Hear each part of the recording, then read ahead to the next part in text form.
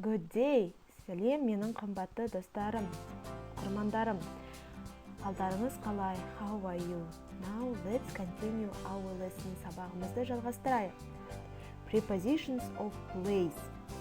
Предлогтар. Орыс тілімен предлоги. Қазақ тілінде үстеулерге сәйкес келеді. In ішінде, on үстінде, under астында, behind артында, next to жанында, in front of алдында. Мысалы, мынандай сөйлемдерге қарай.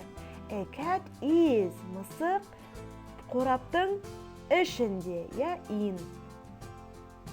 A monkey is the sofa, яғни monkey, маймыл бізді диванның үстінде, on the sofa.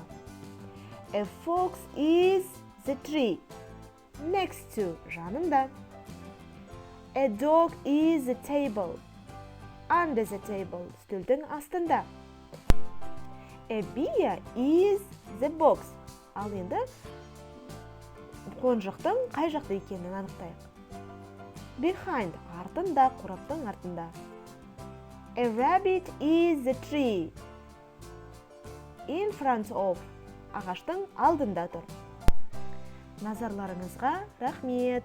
Каналыма тіркелуді ұмытпаңыздар. Goodbye. See you soon.